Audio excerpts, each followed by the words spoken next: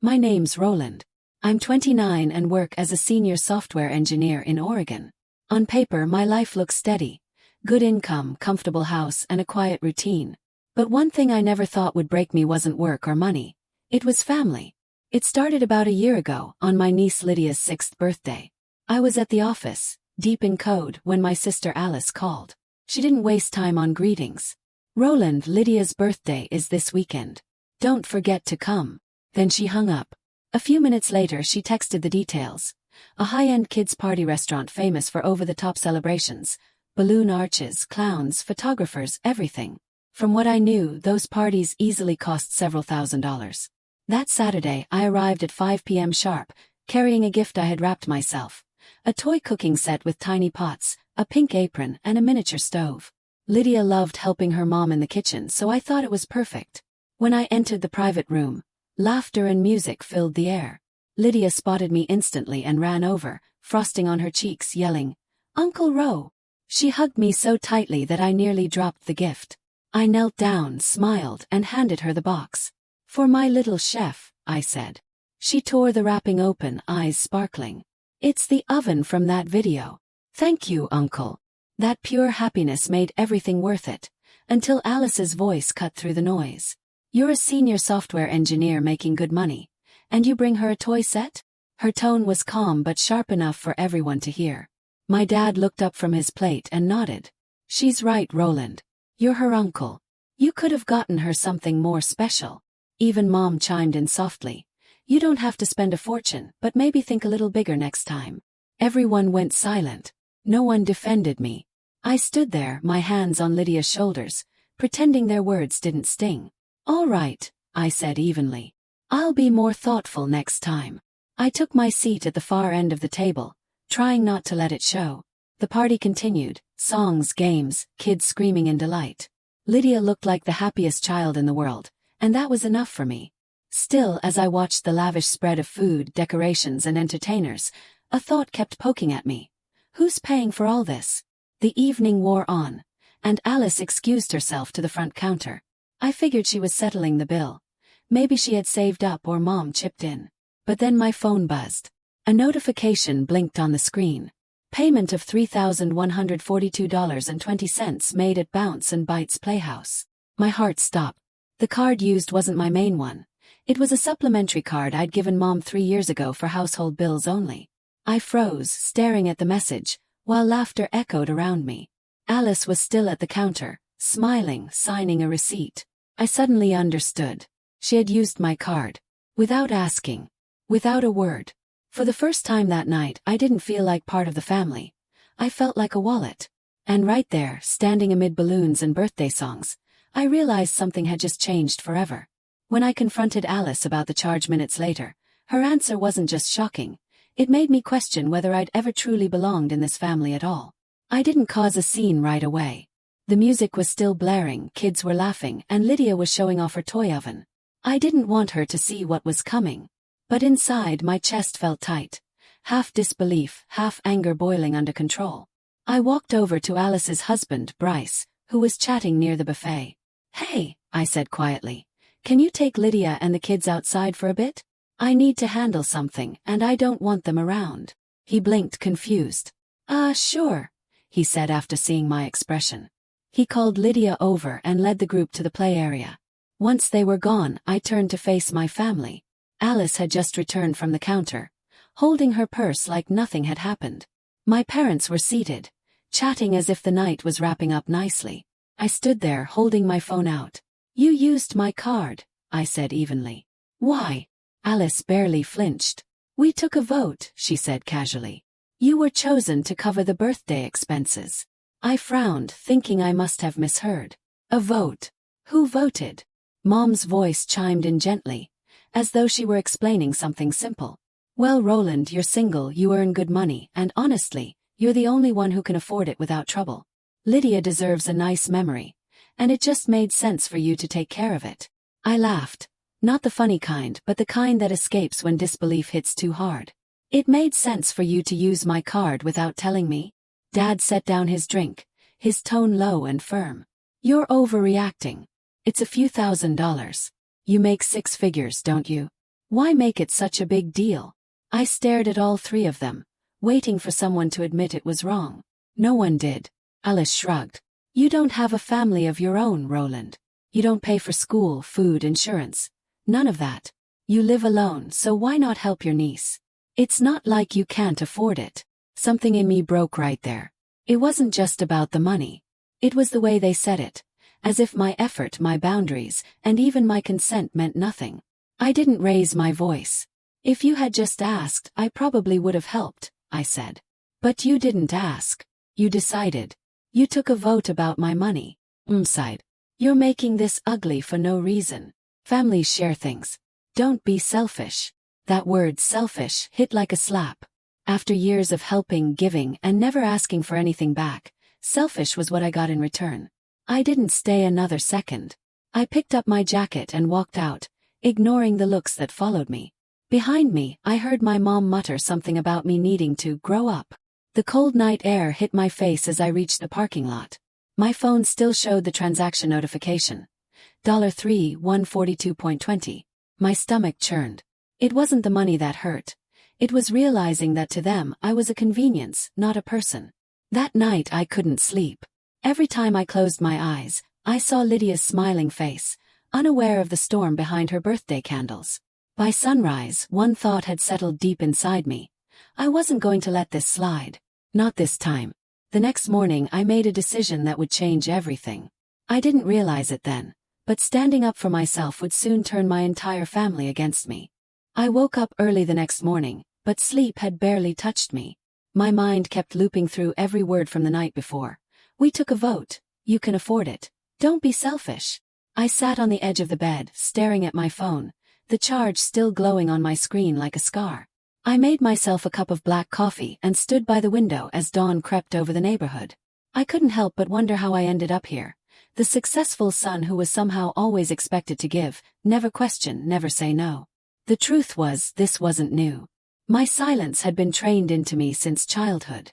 When Alice and I were kids, she was always the one my parents centered their world around. If there was something to be bought, a dress, a school trip, a new phone, she got it first. I got what was left. My birthdays were quiet dinners at home, maybe a pizza if Dad wasn't working late. I didn't mind back then. I told myself it was normal. But looking back, I see how early I learned to stay small, to not take up space. When I went off to college, our family was struggling financially. I didn't want to burden them, so I worked. I took part-time tech gigs, fixed laptops, did night shifts at a bakery. I remember surviving on instant noodles for weeks, convincing myself it was fine. I never once asked my parents for money, except once. My laptop died right before midterms and I texted Mom. It won't power on. I might need to get it fixed. That night she sent $300 with a message. Keep going. We don't have much, but your dad and I believe in you. I never forgot that message. It was the only time I truly felt supported. Years later, when Mom retired, she called one evening sounding worried about the electricity bill. Without hesitation I told her, "Don't worry, I'll help." I set up a secondary card under her name, telling her it was only for household bills. Power, water, gas. She promised she'd use it responsibly. And for years she did. Every month just small, ordinary transactions. Nothing unusual. Until Lydia's birthday. I opened the banking app again, scrolling through past statements. Every charge had been normal until the party. One unauthorized swipe and suddenly I wasn't her son anymore. I was her provider. I knew what I had to do. It wasn't about getting the money back. It was about showing them that my silence wasn't their permission. I locked the card instantly and sent a message in the family group chat. The card under Mom's name was used for a $3,142.20 transaction last night without authorization. Please repay the full amount within 3 days. The card has been deactivated. I read it twice before hitting send. My hands were shaking, not from fear, but from years of holding it all in. Within minutes, my phone exploded with replies. Alice accused me of making a scene over a child's birthday. Mom said I was blowing things out of proportion because I had plenty. Dad chimed in, telling me I was too harsh, and money shouldn't come between family. Not one of them said sorry. Not one. And that's when it hit me. All those years I'd kept quiet, all those times I thought I was keeping peace, I was just teaching them that I didn't matter. I put my phone face down and stared out the window. The silence in the room felt heavy, but for once, it was mine. I thought standing up for myself would bring clarity. But within hours, my phone started buzzing again, and what they said next would break whatever hope I still had for reconciliation. By afternoon, my phone wouldn't stop buzzing. Missed calls, texts, voice messages. All from the same people who had spent years calling me the dependable one. I ignored most of them until one message from Mom came through that made me pause. Her voice trembled in the voicemail. "Roland, please don't make this worse. I know you're upset, but I never meant for this to happen. Your sister just wanted to make Lydia happy. Please don't do something you can't undo." It should have softened me, but it didn't. Because what she didn't say was the one thing I needed to hear. "I'm sorry." Not long after, Alice texted me directly. "No apologies, no understanding. If you're planning to sue or file a complaint, go ahead. But don't expect to be part of this family afterward." I read it 3 times. Then I put the phone down and realized something. I wasn't sad. I wasn't angry anymore either. I just felt done. The next morning I called the bank. The representative asked what happened. I explained clearly. It was a supplementary card, authorized for household bills only. This transaction wasn't agreed upon or approved. She listened quietly, then said, "We'll begin an investigation immediately. If confirmed unauthorized, the amount will be reversed." It was a 10-minute call, but when I hung up, it felt like a lifetime had just ended. By noon, Mom texted again. "I never thought you'd choose this path. We're still family. Why push it so far?" I didn't respond. Because the truth was, I wasn't the one who had pushed things. They had. I had just finally stopped letting it happen. 3 days later, the bank confirmed they were holding the charge and investigating. That's when Dad finally called. Against my better judgment, I picked up. His voice was sharp, full of frustration. "Do you really want to drag this out, Roland? It was just a birthday party. She's 6. You're making this into a war over nothing." I took a breath before answering. "It's not about the party, Dad. It's about respect. You can't take someone's money without asking, then blame them for caring." There was a pause on the line, then he sighed heavily. "Fine. Do what you want. But if you go through with this, don't expect to come back." And just like that, the call ended. No goodbye. No understanding. Just a quiet confirmation of what I already knew. My family only valued me when I stayed silent. That night, I turned my phone off and let the house fall into stillness. No notifications, no arguments, no guilt-tripping messages. For the first time in my life, the silence felt safe. The following week, the bank confirmed the reversal. The $3,142.20 reappeared in my account. I should have felt victorious, but instead it felt hollow, like I just won back something that never should have been taken in the first place. The family group chat went silent. No one apologized. No one even mentioned what happened. They just stopped talking to me. And strangely, I didn't chase after them this time. Because somewhere deep down, I knew that if love depends on silence, it isn't love, it's control. I thought that was the end of it, that I could finally move on. But a month later, when I opened my front door, I found all 3 of them standing there. And what they said next left me completely speechless. It had been weeks since the refund hit my account. Life had grown quiet again. Unnervingly quiet. My phone stayed still on the table, the family group chat buried under other notifications. I went to work, came home, cooked simple meals, listened to music. For the first time in years, I wasn't waiting for someone to need something from me. Then one Saturday afternoon, the doorbell rang. When I checked the camera, my chest tightened. Standing on my porch were my parents, and Alice froze. For a few seconds, I considered pretending I wasn't home, but I knew they'd see my car in the driveway. So I opened the door, just a crack enough to show I was listening, not welcoming. No one spoke at first. My mom clutched her purse like she was holding on to courage itself. My dad's eyes darted everywhere but at me. Alice stood a little behind them, unusually quiet.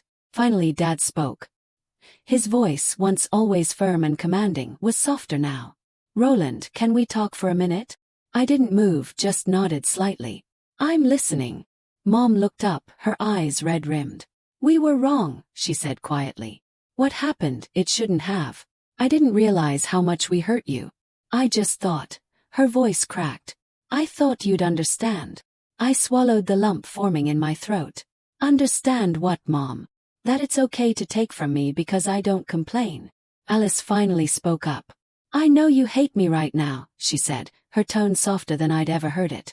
I wasn't thinking. I just wanted Lydia to have a perfect day. I shouldn't have done it that way. I'm sorry. Her words hung in the air, honest, fragile. For a moment, I almost stepped aside and let them in. But then I realized what they wanted wasn't really reconciliation. They wanted things to go back to normal.